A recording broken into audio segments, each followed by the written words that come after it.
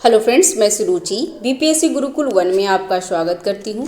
Friends, आज हम देखेंगे बिहार स्पेशल करंट अफेयर जो बीपीएससी मेकर का है और उनका काफ़ी अच्छा कंटेंट दिया हुआ है फ्रेंड्स, इसलिए मैं उसको करंट अफेयर हम उसका कर लेंगे। और इससे पहले बिहार स्पेशल में खान ग्लोबल स्टडी का भी करेंटर बिहार स्पेशल का है और साथ ही साथ आपको एडिटोरिया करेंट कॉन्सेप्ट का करंट अफेयर चल रहा है फ्रेंड्स। और एडिटोरिया का जुनून टेस्ट सीरीज, आधार टेस्ट सीरीज और बिहार तथ्य संग्रह भी कंप्लीट हो चुके हैं, तो आप प्ले लिस्ट में जा करके देख सकते हैं। और परफेक्शन आईएएस का 90 डेज प्लानर जिसमें पॉलिटी कंप्लीट हो चुका है और हिस्ट्री और साइंस अभी चल रहा है फ्रेंड्स, तो उसमें भी आप प्ले लिस्ट में आपको मिल जाएगा, तो आप देख सकते हैं। तो चलिए, करंट अफेयर में इसमें 2-3 वीडियो मैं अपलोड कर चुकी हूँ, आधे 1 घंटे का वीडियो है, तो आप जाकर देख लीजिएगा। और अभी क्वेश्चन नंबर 51 से देखते हैं और आगे कंप्लीट करेंगे, ठीक है। तो चलिए लाइन, अगर आप चैनल पर नए हैं तो चैनल को सब्सक्राइब कर लीजिए, लाइक करिए, शेयर कीजिए फ्रेंड्स। कोई त्रुटि रहती है तो कमेंट बॉक्स पे आप हमें बता सकते हैं ताकि मैं कुछ सुधार कर सकूं। तो स्टार्ट करते हैं इसमें कि भागलपुर में हालिया में आयोजित कवियों के एक सम्मेलन में निम्नलिखित में से किन्हें हिंदी साहित्य शिरोमणि अवार्ड से सम्मानित किया गया। तो हिंदू साहित्य शिरोमणि अवार्ड किसे दिया गया है फ्रेंड्स? तो इसका आंसर हो जाएगा बी, रमाओ सरे गोयल को, ठीक है। तो इसमें क्या है ना, बीपीएससी मेकर का ऑप्शन बेस पे है, एमसीक्यू बेस पे है, तो ये ज़्यादा आपको अच्छा रहेगा एग्जाम के लिए, क्योंकि आपको ना दिमाग लगाना पड़ेगा कि 4 ऑप्शन में ऐसे ऐसे एग्जाम में पूछते हैं, इस तरीके से ये काफ़ी अच्छा है फ्रेंड्स। 14 मार्च 2024 को बिहार के भागलपुर में विक्रमशिला हिंदी विद्यापीठ के तत्वाधान में एक सम्मेलन आयोजित किया गया, जिसमें देशों के जाने माने कवियों ने भाग लिए थे। इस सम्मेलन में समाजसेवी, व्यापारी एवं प्रसिद्ध कवि राम आश्रय गोयल को हिंदी साहित्य शिरोमणि अवार्ड से सम्मानित किया गया है, तो ध्यान रखेंगे। नेक्स्ट है 15 मार्च 2024 को नीतीश कुमार की अध्यक्षता में हुई बिहार कैबिनेट की बैठक में 108 एजेंडे पर मुहर लगी है। बताएं कि बिहार के किस स्टेडियम में बीसीसीआई के दीर्घकालीन समय में के लिए लीज पर दिया जाएगा? तो इसका आंसर है बी, इंदिरा गांधी स्टेडियम। तो 15 मार्च 2024 को नीतीश कुमार की अध्यक्षता में हुई कैबिनेट में 108 एजेंडे की मुहर लगी है। प्रमुख बिंदु क्या क्या है? तो नीतीश कुमार ने गृह जिला राजगीर नालंदा में इंटरनेशनल एयरपोर्ट बनेगा, भागलपुर एयरपोर्ट का जीर्णोद्धार होगा, मोइनुल हक स्टेडियम पटना को बीसीसीआई को दीर्घकालीन समय के लिए लीज पर दिया जाएगा, बिहार के मुख्य शहर के पास राज टाउनशिप बनाया जाएगा और बिहार निर्यात प्रोत्साहन 2024 की स्वीकृति दी गई है। मोइनुल हक पटना बिहार में इस स्टेडियम में 1996 में क्रिकेट विश्व कप का match hero cup Zimbabwe Kenya के बीच में खेला गया था। हालांकि इस स्टेडियम में 2 अंतर्राष्ट्रीय क्रिकेट मैच खेले गए हैं, तो ध्यान रखिएगा। और क्रिकेट खेल का जन्मदाता इंग्लैंड को कहा जाता है, तो ये भी ध्यान रखिएगा, क्योंकि इसमें कंटेंट बहुत अच्छे से डालते हैं फ्रेंड्स। नेक्स्ट है 30वां राष्ट्रीय राज्य निर्वाचन आयुक्त सम्मेलन 15 से 17 मार्च को 2024 तक निम्नलिखित में से कहाँ आयोजन किया गया है? तो इसका आंसर है बोधगया में, ठीक है। नेक्स्ट है राज्यपाल से संबंधित अति महत्वपूर्ण तथ्य क्या क्या है जो परीक्षा में आएंगे, उसके बारे में। तो किसी भी राज्य में राज्यपाल की नियुक्ति राष्ट्रपति द्वारा किया जाता है और वह एक प्रकार के राष्ट्रपति का प्रतिनिधित्व होते हैं और राष्ट्रपति के प्रसाद पर्यंत पे भी कार्य करते हैं, तो ये ध्यान रखेंगे। किसी भी राज्य में राज्यपाल का कार्यकाल 5 वर्ष का होता है, लेकिन जरूरी नहीं है, वो पहले भी हटाए जा सकते हैं। संविधान में राज्यपाल की व्यवस्था अनुच्छेद 153 में की गई है, जबकि राज्यपाल की नियुक्ति राष्ट्रपति द्वारा अनुच्छेद 155 के तहत किया गया है। तो ये बहुत बार क्वेश्चन पूछता है फ्रेंड्स, तो ध्यान रखिएगा कि राज्यपाल की नियुक्ति राष्ट्रपति की किस अनुच्छेद के द्वारा करते हैं? तो 155 के द्वारा, तो ध्यान रखेंगे। और राज्यपाल राज्य की कार्यपालिका का प्रमुख होता है और राज्यपाल बनने के लिए न्यूनतम आयु 35 वर्ष की आयु होनी चाहिए। राज्यपाल को शपथ राज्य का मुख्य न्यायाधीश दिलाते हैं, तो ये भी ध्यान दीजिएगा।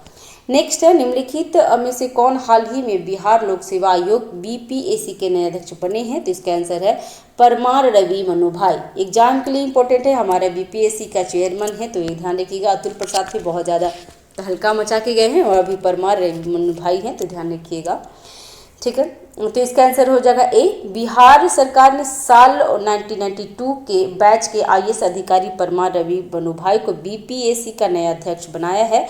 इससे पहले वे खनन व भूतत्व विभाग के अपर मुख्य सचिव के पद पर तैनात थे। दरअसल 12 फरवरी 2024 को बिहार लोक सेवा आयोग के अध्यक्ष अतुल प्रसाद की सेवानिवृत्ति के बाद 19 फरवरी 19 फरवरी को 2024 को बीपीएससी की कमान उनके सदस्य इम्तियाज अहमद करीमी को सौंप दिया गया था। और 1 अप्रैल 2023 को बिहार के लोक सेवा आयोग बीपीएससी का 75वां स्थापना दिवस भी मनाया गया है, तो ये भी ध्यान रखिएगा।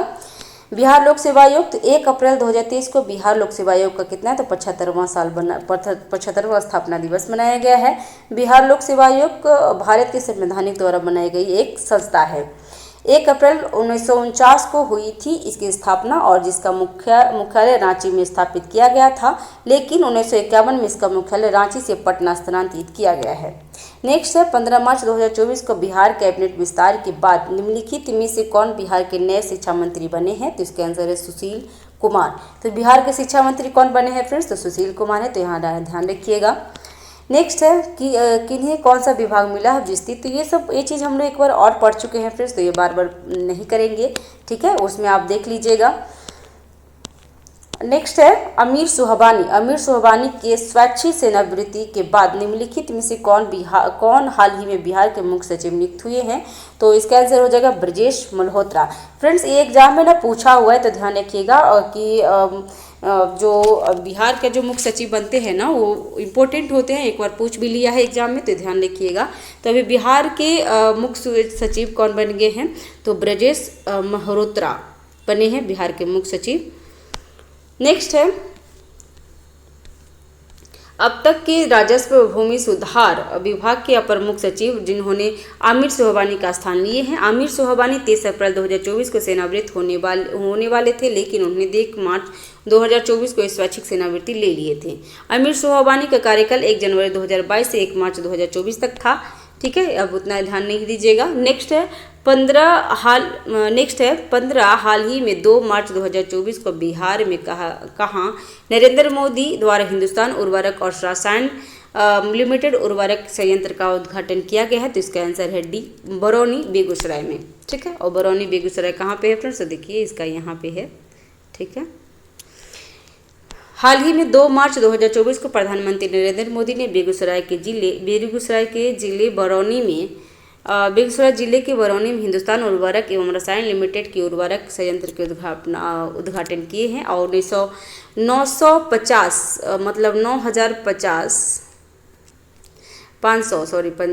हो गया 9,500 ना, हाँ माफ़ कीजिएगा, 9,500 करोड़ रुपए से अधिक लागत से विकसित यह संयंत्र किसानों को किफ़ायती यूरिया उपलब्ध कराएगा। हालांकि अक्टूबर 2022 में यूरिया उत्पादन शुरू करेगा, ठीक है। नेक्स्ट है हाल ही में 4 मार्च 2024 को मुख्यमंत्री नीतीश कुमार ने कहाँ बने भारत और एशिया का पहला डॉल्फिन रिसर्च सेंटर का उद्घाटन किए हैं, तो इसका आंसर है पटना में। इंपॉर्टेंट है फ्रेंड्स, ध्यान रखिएगा, ये बहुत पहले से भी ये आ रहा है लेकिन अभी हो चुका है, तो ध्यान रखिएगा कि 4 मार्च 2024 को ज्ञान भवन पटना में आयोजित एक कार्यक्रम में मुख्यमंत्री नीतीश कुमार ने बिहार जलवायु सम्मेलन एवं प्रदर्शनी का उद्घाटन किए हैं। इसी दौरान पटना में बने भारत और एशिया के पहले डॉल्फिन रिसर्च का भी उद्घाटन हुआ है, ध्यान रखेंगे फ्रेंड्स। और यहाँ पे बिहार सरकार की मांग पर केंद्र की मनमोहन सरकार ने 14वें प्रधानमंत्री मनमोहन सरकार थे और 2010 में गंगा डॉल्फिन को राष्ट्रीय जलीय जीव घोषित किए थे। और बिहार में यह डॉल्फिन मुख्य रूप से गंगा, गंडक, कोसी और महानदी में पाए जाते हैं। राज्य में डॉल्फिन को सॉस भी कहा जाता है और बिहार 1990 में डॉल्फिन का संरक्षण कर रहा है, 1990 से, तो ध्यान रखेंगे। देखिए उनका फोटो है, ठीक है। नेक्स्ट है हाल ही में आई एक रिपोर्ट के अनुसार मौजूदा समय में बिहार में एक पुलिस थाना औसत कितनी आबादी पे है, तो इसका आंसर है 1 लाख आबादी पे, ठीक है। बिहार नवीनतम रिपोर्ट के अनुसार राज्य में थानों की संख्या तो बिहार में 1212 है, उत्तर प्रदेश में 1526 है, झारखंड में 606 और पश्चिम बंगाल में 444 है, ठीक है। जबकि राष्ट्रीय स्तर पर वर्तमान में औसत कुल 75,000 की आबादी पे एक थाना है। वर्तमान में पूरे भारत में 16,671 पुलिस थाने हैं। नेक्स्ट है बिहार सरकार की नवीन घोषणा के अनुसार राज्य के खिलाड़ियों को सालाना अधिकतम कितनी रुपये की छात्रवृत्ति दी जाएगी, तो इसका आंसर हो जाएगा 20 लाख रुपये, ठीक है। बिहार सरकार ने खिलाड़ियों को हाल ही में खेल छात्रवृत्ति देने की घोषणा की है और नवीनतम घोषणा के अनुसार सालाना अधिकतम 20 लाख 20 लाख रुपए तक की छात्रवृत्ति दी जाएगी ताकि विभिन्न खेलों में राज्यों के युवा बेहतर प्रदर्शन करें और राष्ट्रीय अंतर्राष्ट्रीय स्तर पर पदक हासिल कर सके। खेल विभाग इसका प्रारूप तैयार कर रहा है। इसके बाद कैबिनेट की स्वीकृति लेकर इसे लागू किया जाएगा। इसे बिहार खेल छात्रवृत्ति नीति 2024 के नाम से जाना जाएगा। वर्तमान में बिहार राज्य खेल प्राधिकरण निदेशक रविचंद्रन शंकरन है और बिहार में खेल मंत्री अभी कौन है, तो सुरेंद्र मेहता है। तो ध्यान रखिएगा फ्रेंड्स।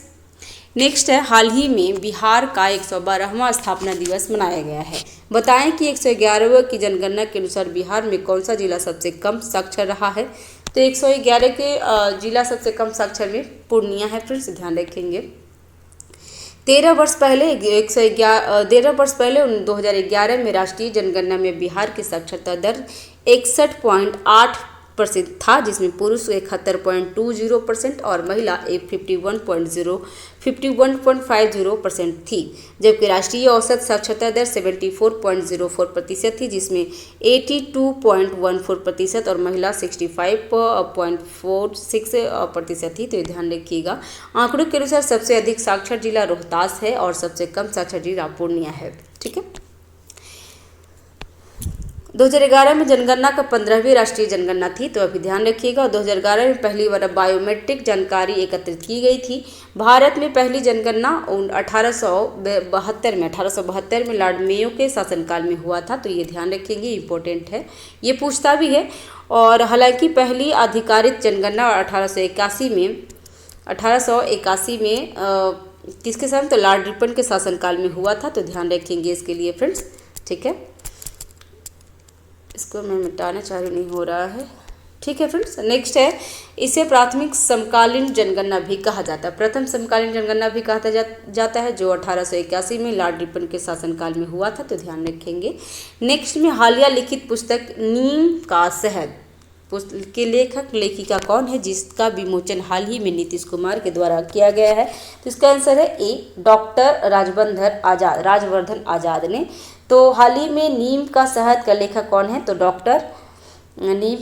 डॉक्टर है राजवर्धन आजाद है। नेक्स्ट है, मुख्यमंत्री नीतीश कुमार ने बिहार में कार्बन उत्सर्जन में कमी की रणनीतियों पर मसौदा रिपोर्ट जारी की है। रिपोर्ट के अनुसार कब तक शुद्ध शून्य उत्सर्जन प्राप्त करने का लक्ष्य है, तो इसका आंसर है 2070 तक। बिहार में मौजूदा मुख्यमंत्री नीतीश कुमार ने बिहार में कार्बन उत्सर्जन में कमी की रणनीति का मसौदा रिपोर्ट जारी की है।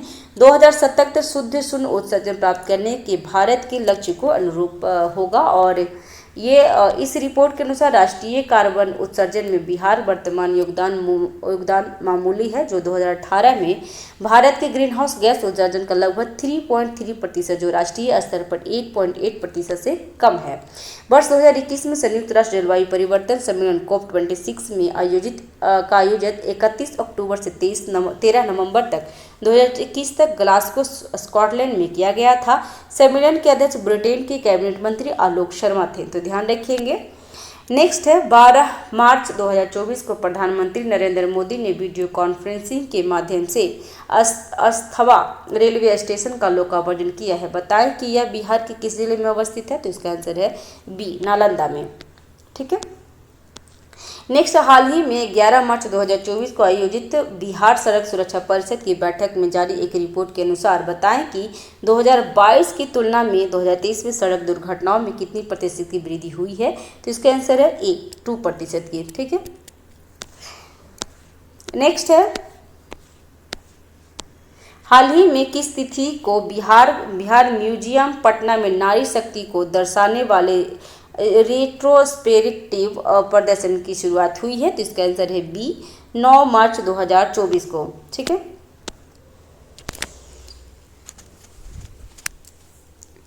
नेक्स्ट है, बिहार के 22वें व मौजूदा मुख्यमंत्री नीतीश कुमार हाल ही में 7 से 11 मार्च 2024 तक के कहाँ के दौरा किए थे, तो इसका आंसर है सी, लंदन गए थे। तो ध्यान रखेंगे फ्रेंड्स, लंदन गए थे हमारे मुख्यमंत्री। और यात्रा का उद्देश्य क्या था, तो पटना में बन रहे साइंस सिटी को उसी के अनुरूप बनाया जाएगा। नेक्स्ट, हाल ही में 12 से 16 मार्च 2024 को पाटलिपुत्रा खेल परिसर पटना में क्या हुआ है, तो पटना में खिलाड़ियों के लिए प्रतिभा खोज कार्यक्रम कृति का आयोजन किया गया है। बताएं कि बिहार के राजकीय खेल क्या है, तो इसका आंसर है बी, कबड्डी। बिहार का राजकीय खेल क्या है फ्रेंड्स, कबड्डी, ये जान लीजिएगा। और कबड्डी के प्रत्येक टीम में 12 खिलाड़ी होते हैं, जिसमें 7 कोर्ट में होते हैं तथा 5 रिजर्व होते हैं। कबड्डी महासंघ के हिसाब से कोर्ट का माप 13 मीटर और 10 मीटर होता है। बिहार राज्य स्तरीय कबड्डी टीम का नाम पटना पायरेट्स है।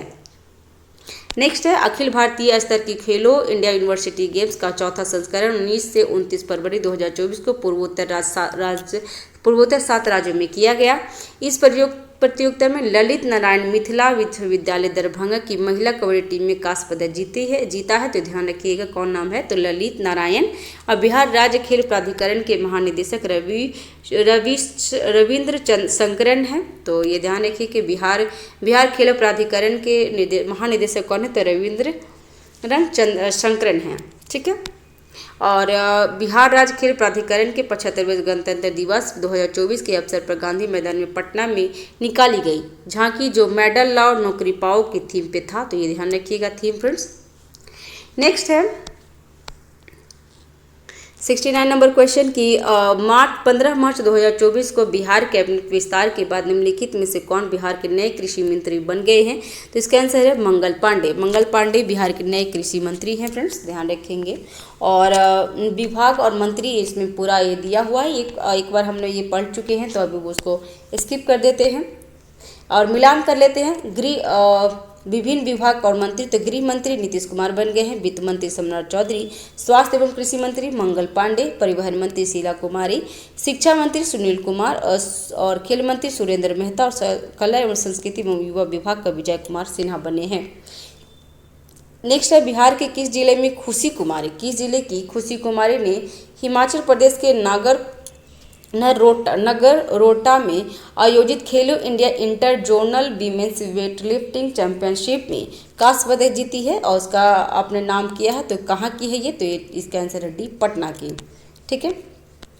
नेक्स्ट है बिहार खेल से संबंधित अति महत्वपूर्ण हालिया तथ्य क्या क्या हैं, तो 75वें गणतंत्र दिवस के अवसर पर गांधी मैदान पटना में निकाली गई कुल 14 झांकियों में बिहार राज्य खेल प्राधिकरण की झांकी मेडल लाओ नौकरी पाओ थीम पर आधारित है, जो दूसरा पुरस्कार मिला है। तो दूसरा पुरस्कार किसको मिला है फ्रेंड्स, तो बिहार राज्य खेल प्राधिकरण की झांकी को मिला है, तो ये ध्यान रखिएगा। और नेक्स्ट है एक स्वस्थ संस्था के रूप में बिहार राज्य खेल प्राधिकरण को 25 मार्च 2023 को कानूनी मान्यता मिली थी। बिहार की राजकीय खेल कौन सी है, तो ये कबड्डी, ये ध्यान रखिएगा। नेक्स्ट है चुनाव आयोग इलेक्शन कमीशन ने निम्नलिखित में से किन्हें हाल ही में बिहार गृह विभाग का अपर मुख्य सचिव नियुक्त किया है, तो इसका आंसर है बी, प्रत्यय अमृत को। चुनाव आयोग इलेक्शन कमीशन ने हाल ही में वरिष्ठ भारतीय प्रशासनिक सेवा के अधिकारी प्रत्यय अमृत को बिहार के गृह विभाग का अपर मुख्य सचिव नियुक्त किए हैं। दरअसल चुनाव आयोग के निर्देशों पर अपर मुख्य सचिव गृह विभाग के पद से डॉक्टर एस सिद्धार्थ को हटा दिया गया है। IAS प्रत्यय अमृत बिहार के गोपालगंज जिले से निवासी हैं, तो ये ध्यान रखेंगे। नेक्स्ट है हाल ही में 20 मार्च 2024 को विश्व गौरैया दिवस मनाया गया है। बताएं कि यह किस राज्य का राजकीय पक्षी है, तो इसका आंसर है बी, बिहार के राजकीय पक्षी गौरैया है। और ये देखिए गौरैया है। तो प्रत्येक वर्ष विश्व गौरैया दिवस 20 मार्च को मनाया जाता है और यह दिवस लोगों में गौरैया के प्रति जागरूकता बढ़ाने और उनके संरक्षण के लिए मनाया जाता है। पहली बार विश्व गौरैया दिवस 2010 में मनाया गया था, तो यह ध्यान रखिएगा। और इस वर्ष विश्व गौरैया दिवस 2024 की थीम क्या था, तो गौरैया उन्हें ट्वीट का मौका दें। ठीक है, थीम क्या था गौरैया दिवस, तो गौरैया उन्हें ट्वीट का मौका दें। पहले था आई लव स्पैरो और इस बार थीम हो गया है गौरैया उन्हें ट्वीट का मौका दें। नेक्स्ट है 2023 की थीम थी आई लव स्पैरो था, तो ध्यान रखेंगे। बिहार में अति महत्वपूर्ण जानकारी क्या क्या है, तो राजकीय पक्षी गौरैया है, राजकीय पशु बैल, राजकीय वृक्ष पीपल, राजकीय फूल गेंदा, राजकीय मछली देसी मांगुर और राजकीय चीन दो स्वास्थ्य के बीच में बोधि वृक्ष है, तो ध्यान रखेंगे। नेक्स्ट है हाल ही में 112वां विश्व बिहार दिवस मनाया गया है। बताएं कि बिहार का संबंध कौन से कथन असत्य है, तो इसका कथन डी गलत है, जिसमें बिहार दिवस 2024 का थीम था जल जीवन हरियाली, तो ये गलत है। बिहार दिवस की स्थापना हर वर्ष 22 मार्च को मनाया जाता है। 1912 में भारत का 12वां राज्य बनाया गया था। 1936 में बिहार से अलग होकर उड़ीसा बनाया गया है और 2000 में बिहार से अलग होकर झारखंड बनाया गया। तो तीनों सही था जबकि चौथा गलत था। ठीक है, इसमें है कि 2024 में इसका 112वां स्थापना दिवस मनाया गया है और इस वर्ष 2024 का विषय क्या था, तो नॉन था, कोई कुछ भी नहीं था। तो ध्यान रखिए NONE। 111वें बिहार दिवस 2030 का थीम था युवा शक्ति बिहार की प्रगति और 110वें बिहार दिवस 2022 का थीम था जल जीवन हरियाली। राज्य सरकार के द्वारा बिहार दिवस पर कार्यक्रम का आयोजन 2010 से किया जा रहा है और 2012 में बिहार का शताब्दी स्थापना दिवस भी मनाया गया था। नेक्स्ट है, बिहार सरकार ने हाल ही में कितने जिलों में आम्रपाली प्रशिक्षण केंद्र खोलने की स्वीकृति दी है, जहां राज्य के कलाकारों को प्रशिक्षण दिया जाएगा। तो इसका आंसर है सभी जिले, जो अब हमारे बिहार में 38 जिले हैं और सभी जिलों में ये चीज़ किया गया है। ठीक है, नेक्स्ट है प्रथम बौद्ध संगति, इसके बारे में थोड़ी सी पढ़ लेते हैं फ्रेंड्स। इसमें क्या है कि राज्य के कलाकारों को योग शिक्षा द्वारा शास्त्रीय नृत्य, गणित, संगीत, वाद्य यंत्र एवं अन्य से संबंधित विषयों का प्रशिक्षण उनके गृह जिलों में ही मिल सकते हैं। इसके लिए उनके राज्य सरकार ने 38 जिलों में आम्रपाली प्रशिक्षण केंद्र खोलने की घोषणा की है। 2024-25 के प्रारंभ में, जिसे कितना है तो 10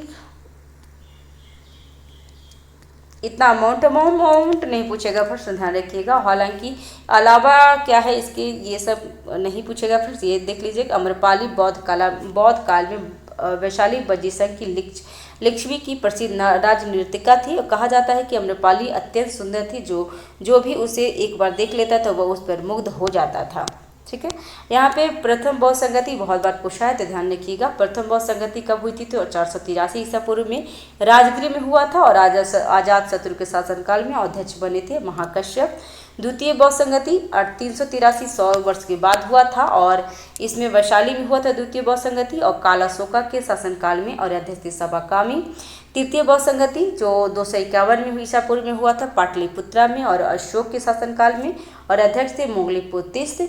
और चौथा बौद्ध संगति जो बिहार से बाहर हुआ था 72 ईसा पूर्व में, तो ये कुंडलमल कश्मीर में हुआ था कनिष्क के शासनकाल में। अध्यक्ष थे बहुसुमित्र और उपाध्यक्ष अश्वघोष थे। तो ये ध्यान रखिएगा, एग्जाम में बहुत बार पूछा भी है। नेक्स्ट, हाल ही में मुख्यमंत्री नीतीश कुमार ने 4 कृषि ज्ञान वाहन को हरी झंडी दिखाकर रवाना किए हैं। बताएं कि वर्तमान में बिहार में कौन सा कृषि रोड मैप संचालित है, तो इसका आंसर है बी, चतुर्थ। ठीक है, इसमें हाल ही में 15 मार्च 2024 को मुख्यमंत्री नीतीश कुमार ने चौथी कृषि ज्ञान वाहन को हरी झंडी दिखाकर रवाना कर दिए हैं। तो ध्यान रखिएगा। और तथा 20 विभिन्न योजनाओं का शुभारंभ भी किए हैं। चौथे कृषि रोड मैप की शुरुआत बिहार सरकार के 1 अप्रैल, ये डेट याद रखेंगे फ्रेंड्स, 1 अप्रैल 2023 को किया गया था और इसके तहत बिहार सरकार 1 अप्रैल 2023 से 31 मार्च 2028 के बीच कृषि विभाग के समेत 12 विभागों के विकास के कार्यों पर बल देगा। और कितना, तो 1,62,268 करोड़ .78 करोड़ रुपए खर्च किए जाएंगे। तो ये ध्यान रखिएगा फ्रेंड्स। ये कहाँ तक, कब से कब है, तो 1 अप्रैल 2023 से 31 मार्च 2028 के बीच में चौथा कृषि रोड मैप है। हालांकि राष्ट्रपति द्रौपदी मुर्मू ने 18 अक्टूबर 2023 को बापू सभागार पटना में चतुर्थ कृषि रोड मैप का औपचारिक तौर पर लॉन्च किया था, जो 2028 तक संचालित किया जाएगा। अनाजों के सर्वाधिक उत्पादन के लिए केंद्र सरकार ने बिहार के 5 बार कृषि कर्मण पुरस्कार भी सम्मानित किया जा चुका है। तो ध्यान रखिएगा कि बिहार में कृषि कर्मण पुरस्कार कितनी बार मिले हैं, तो 5 बार। कृषि रोड मैप बिहार, तो पहला कृषि रोड मैप कब हुआ है फिर, तो 2008 से लागू हुआ था। बीज उत्पादन के साथ किसानों की उत्पादकता को बढ़ावा पर जोर दिए थे। दूसरा कृषि रोड मैप 2012 में लागू हुआ था, जो किसानों की उत्पादकता में बढ़ाने पर जोर दिया गया था। और तीसरा कृषि रोड मैप 2017 में लागू हुआ था। ऑर्गेनिक खाद, कृषि बिजली और मत्स्य और दुग्ध उत्पादन पर जोर दिया गया था। चौथा कृषि रोड मैप में 2023 में लागू हुआ और मोटे अनाज तथा दलहन तिलहन की उत्पादकता पर जोर दिया गया है। तो ये ध्यान रखेंगे फ्रेंड्स। नेक्स्ट है, बिहार 5 बार कृषि कर्मण पुरस्कार मिला है सर्वाधिक उत्पादन के लिए। तो 2011-12 में सबसे ज़्यादा चावल हुआ था 2012-13 में गेहूं, 2015-16 में मक्का, 2016-17 में मक्का और 2017-18 में गेहूं हुआ था। तो कृषि कर्मण पुरस्कार 5 बार मिला है बिहार को, ध्यान रखिएगा। अब नेक्स्ट है 30 मार्च 2024 को सर्बिया की राजधानी बेलग्रेड में आयोजित होने वाले world athletic cross country championship 2024 के लिए पटना पुलिस में कार्यरत बिहार के किस लड़की का चयन स्पोर्ट्स अथॉरिटी ऑफ इंडिया द्वारा किया गया है? तो इसका आंसर है बी, अंजलि कुमारी को। नेक्स्ट, हाल ही में जननायक कर्पूर ठाकुर, ये फ्रेंड्स ये जो है ना जननायक, ये चीज़ ध्यान रखिएगा क्योंकि अभी मैं ना आज में मैंने क्या किया है कि परफेक्शन आईएएस का जो टेस्ट नंबर 14 था उसका बिहार स्पेशल से था, वो आज मैंने अपलोड कर दिया है फ्रेंड्स। उसमें ये क्वेश्चन पूछा हुआ था, तो ध्यान रखिएगा कि कर्पूरी ठाकुर का जननायक कहा जाता है, उपाधि दिए गए हैं को भारत का सर्वोच्च सम्मान भारत रत्न से सम्मानित किया गया है। बताएं कि अब तक कितने बिहारी को भारत रत्न मिल चुका है? तो इसका आंसर है 5 व्यक्ति को। ठीक है, भारत रत्न देने की शुरुआत 2 जनवरी 1954 को तत्कालीन राष्ट्रपति डॉक्टर राजेंद्र प्रसाद ने किए थे। अब तक 53 हस्तियों को भारत रत्न से नवाजा जा चुका है। बिहार में जिनमें 5 महान हस्तियों को शामिल किया गया है, तो बिहार विभूति डॉक्टर विधान चंद्र राय को दिया था 1961 में। भारत के पहले राष्ट्रपति डॉक्टर राजेंद्र प्रसाद को 1962 में। संपूर्ण क्रांति आंदोलन के जननायक जयप्रकाश नारायण को 1998 में किया गया है। कहीं कहीं फ्रेंड्स 1999 में भी ये दिखाता है कि उनको दिया गया था, एक बार मैं भी चेक कर लूँगी। सनाई की जादूगर उत्साह बिस्मिल्लाह खां को 2001 में और जननायक कर्पूर ठाकुर को 2024 में दिया गया है। ठीक है, नेक्स्ट है केंद्रीय ग्रामीण विकास मंत्रालय 1 अप्रैल 2024 से बिहार और झारखंड के मनरेगा मजदूर को लिए दैनिक मजदूरी दर क्या निर्धारित किया गया है? तो इसका आंसर है डी, 245 रुपये। तो ये क्वेश्चन पूछता भी है, तो ध्यान रखिएगा। केंद्रीय ग्रामीण विकास मंत्रालय हाल ही में महात्मा गांधी राष्ट्रीय ग्रामीण रोजगार योजना मनरेगा के तहत मजदूरों के दैनिक मजदूरी का संशोधित किया है। यह नई मजदूरी 1 अप्रैल 2024 से लागू हो गया है और 2024-25 के लिए राष्ट्रव्यापी औसत मनरेगा मजदूरी 289 रुपये होगी। ठीक है, जो वर्ष 2023-24 में 261 रुपये थी, अर्थात 28 रुपये की प्रतिदिन की वृद्धि की गई है। ठीक है, अन्य राज्यों में मजदूरी दर कितनी? तो सबसे ज़्यादा मजदूरी दर हरियाणा में है जो 374 रुपये प्रतिदिन है। गोवा में 355 है, मतलब 356 से गोवा में दिया जाता है। राजस्थान में 266, बिहार और झारखंड में 245 प्रतिदिन है। मध्य प्रदेश और छत्तीसगढ़ में 243 और उत्तर प्रदेश उत्तराखंड में 237 और अरुणाचल में 237 रुपये प्रतिदिन है, जो कम है फ्रेंड्स, ध्यान रखिएगा।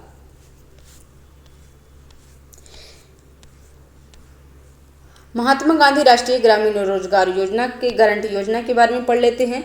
तो ग्रामीण बेरोजगार भूख और गरीबी से छुटकारा पाने के लिए केंद्र सरकार की महत्वाकांक्षी राष्ट्रीय रोजगार गारंटी योजना है।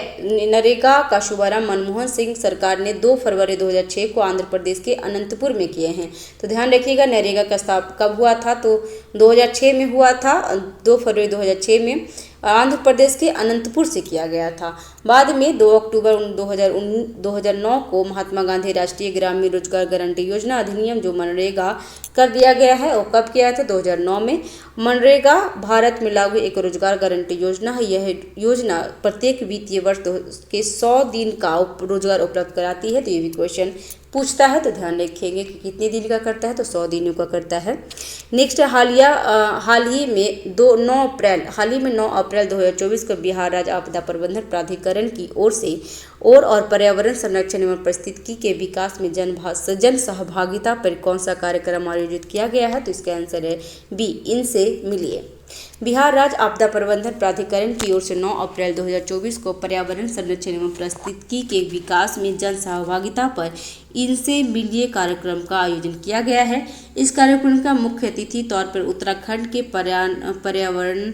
पर्यावरणविद पद्म भूषण डॉक्टर अनिल प्रकाश जोशी थे। तो ध्यान रखेंगे ये। नेक्स्ट है,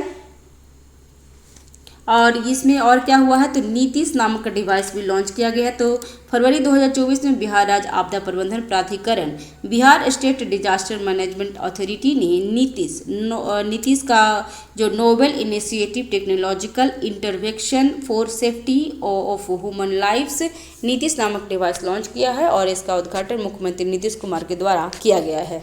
यह डिवाइस किसानों और जनता को समय पर अलर्ट प्रदान करने के लिए तैयार किया गया है, तो ध्यान रखेंगे फ्रेंड्स। नेक्स्ट है बिहार से संबंध रखने वाले भारतीय मूल के 4 अमेरिकी को कहाँ अवस्थित भारतीय महावाणिज्य दूतावास में बिहार विश्व गौरव सम्मान से सम्मानित किया गया है, तो ये ध्यान रखेंगे फ्रेंड्स। तो इसका आंसर हो जाएगा ए में कहाँ है, तो ये में न्यूयॉर्क में दिया गया है, तो ध्यान रखेंगे। और किसको किसको मिला है, तो बिहार इको सम्मानित होने वाले बिहार मूल के अमेरिकी कौन कौन है, तो अमित चौधरी विप्रो के मुख्य प्रचालक अधिकारी हैं डॉक्टर दिनेश रंजन, अभिनव अतुल और डॉक्टर क्रिश सिंह हैं, तो ध्यान रखेंगे। सबसे महत्वपूर्ण सम्मान क्या है, तो एब्रेल पुरस्कार 2024 में मिशेल टेलग्रांड को फ्रांस के रहने वाले को मिला है, तो ध्यान रखिएगा, पूछता है फ्रेंड्स। प्रित्जर आर्किटेक्चर पुरस्कार 2024 में किसे दिया गया, तो रिकेन यामामोटा को, जापानी वास्तुकार है। 58वें ज्ञानपीठ पुरस्कार 2024 किसे दिया गया है, तो गीतकार गुलजार उर्दू में और विद्वान जगतगुरु राम भद्राचार्य को दिया गया है। 58वें ज्ञानपीठ पुरस्कार 2 लोग को मिला गया है, गुलजार और गुरु राम भद्राचार्य को। और अंतर्राष्ट्रीय बुकर पुरस्कार 2023 में किसे मिला, तो जॉर्जी गोस्पोडिनोव को मिला है, बुल्गारिया के हैं और टाइम्स सेटलर के लिए दिया गया है। और बीपीएससी ट्री में ये पूछ भी लिया है 2023 में। तो प्रथम लता दीनानाथ मंगेशकर पुरस्कार नरेंद्र मोदी को 2022 में। टेम्पलेटन पुरस्कार 2023 में एटना अदन इस्माइल सोमालिया को दिया गया है। पेन प्रिंटर पुरस्कार 2023 माइकल रोसेन को दिया गया, इंग्लैंड के हैं। जर्मन बुक ट्रेड्स 2023 की शांति पुरस्कार तो सलमान रुश्दी को दिया गया है। और governor of the year award 2023 Shaktikanta Das को। इरास्मस पुरस्कार 2024 अमिताभ घोष को। हिंदी साहित्य शिरोमणि अवार्ड राम आश्रय गोयल को। और doctor of civil law Draupadi Murmu Mauritius विश्वविद्यालय द्वारा दिया गया है। तो ये इंपॉर्टेंट है, ध्यान रखेंगे फ्रेंड्स। ठीक है फ्रेंड्स, अभी हम लोग क्या करते हैं, ठीक है फ्रेंड्स, ये हमारा आधे घंटे का वीडियो हो चुका है, तो इतना तक हम रखते हैं। फिर नेक्स्ट वीडियो में 81 से आगे तक लेके चलेंगे और इसी तरीके से आधे घंटे का वीडियो बना करके ये पूरा बुक का कंप्लीट कर लेंगे, जो जनवरी से जून तक का है, हाफ ईयरली बुक है फ्रेंड्स, जो काफ़ी इंपॉर्टेंट होगा एग्जाम के लिए। तो thanks for watching, have a nice day, keep watching, keep learning, thank you so much.